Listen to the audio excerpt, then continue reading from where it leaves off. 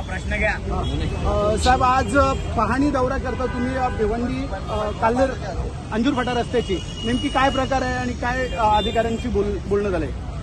भिवंडी अंजूर फाटा जो रस्ता आहे कशेळीपासून आपण पाहत असाल, पहिल्या पावसातच रस्त्याला अनेक ठिकाणी पाणी भरून पूर्ण जाम झालं होतं आणि या संदर्भात मेट्रोचे अधिकारी असतील, एमएमआरडीचे असतील, PWDचे अधिकारी असतील, या सगळ्यांना मी आज इथं पाहणीसाठी बोलवलं. पाहणी दरम्यान एक निदर्शनास आलं, दोन्हीही PWD असेल किंवा एमएमआरडी असेल, दोन्ही अधिकारी हात झटकण्याचा प्रयत्न करतात. त्यांच्याकडून जे लिहून घेतलं तीही वस्तुस्थिती खूप भिन्न आहे. एकंदरीत काम करण्याची मानसिकता अधिकाऱ्यांमध्ये का नाही याचं मलाही उत्तर मिळत नाही. परंतु आता जी पाहणी केली, सगळं दाखवलं. अपेक्षा आहे अगोदर नाही केलं, पण आता तरी तत्परतेने काम करतील. आपण पाहिलं असेल, आता पुण्याला पण जिथं आहोत इथंही पहा गटारांची अवस्था, होलीमेरी स्कूलच्या इथं पहा, काल्हेरला पहा. या रस्त्यालगत जेवढ्या जुन्या मोऱ्या होत्या, जेवढे जुने नैसर्गिक नाले होते, ते सर्व मोऱ्या आणि नाले 90% बंद करण्यात आलेले आहेत. आणि भविष्यात तर या रस्त्यावरून पावसाळ्यात 4 महिने बंद ठेवायला लागेल अशी परिस्थिती देखील निर्माण होऊ शकतो. आणि म्हणून तात्काळ उपाययोजना व्हाव्या म्हणून या सगळ्या संबंधित अधिकाऱ्यांनी इथं बोलवलेलं आहे. 2 दिवसात कशा प्रकारे काम चालू करायचं, काय करायचं या संदर्भात तेही आढावा घेतील.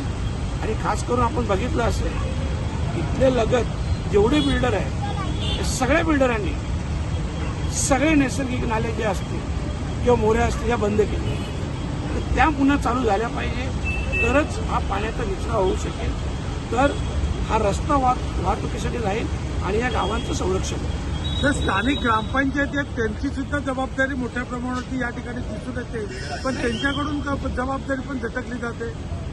बरं, आता खरं म्हटलं तर हे जेवढी डेव्हलपमेंट दिसतो, विकास दिसतो, या सगळ्या कुठल्याही प्रकारच्या परवानगी न घेता फक्त ग्रामपंचायतच्या परमिशनवर हे सगळं बिल्डिंग झालेलं आहे. हरकत नाही, गाववाल्यांच्या जागा डेव्हलप व्हाव्या, परंतु त्या योग्य पद्धतीने व्हाव्यात, चांगल्या पद्धतीने, जेणेकरून भविष्यात देखील त्यांना त्या गोष्टीचा फायदा होईल. परंतु ग्रामपंचायत असेल किंवा इतर अधिकारी वर्ग, खास करून अधिकारी वर्ग या सगळ्या गोष्टीला पाठीशी घालतात आणि आपली जबाबदारी देखील पुढे ढकलून देतात.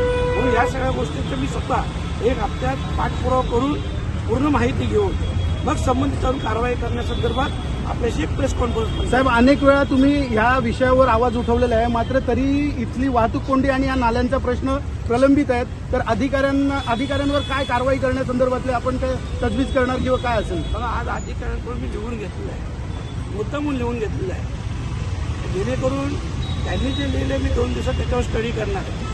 आणि जर चुकीचं आढळलं तर 100% त्या अधिकाऱ्यावर कारवाईची मागणी करणार. आणि मला पूर्ण कल्पना आहे हे सगळे अधिकारी काम करण्याच्या परिस्थितीत नाही. कदाचित त्यांचा काही याच्यात फायदा नसेल, परंतु मी नेहमीच सांगतो, मागचं विसरून जायचं, पुढं जर चांगलं करता येईल तर चांगलं करायचं, पुढं तरी चांगलं करतील अशी अपेक्षा आहे. नाही केलं तर त्या अधिकाऱ्यांना धडा शिकवण्यात येईल.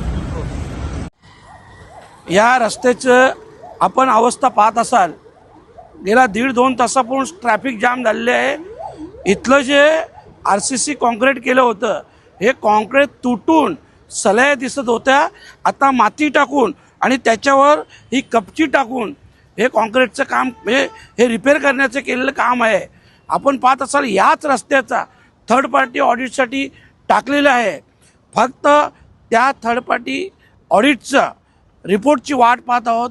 ज्या दिवशी हा रिपोर्ट येईल त्या दिवशी ठेकेदाराला स्पष्टपणे सांगतो, याच्या तोंडाला काळे फासल्याशिवाय आणि याची गाढवावरून धिंड काढल्याशिवाय सगळे भिवंडीकर सोडणार नाही, एवढं लक्षात ठेवा. आज ही या रस्त्याला संपूर्णपणे तुम्ही पहा, ट्रॅफिक आणि जेही असेल, जबाबदार फक्त ना फक्त हा कॉन्ट्रॅक्टर आहे, हा भ्रष्टाचारी माणूस आहे. आणि म्हणूनच याच्यावर कठोरातली कठोर कारवाई करण्यात येईल.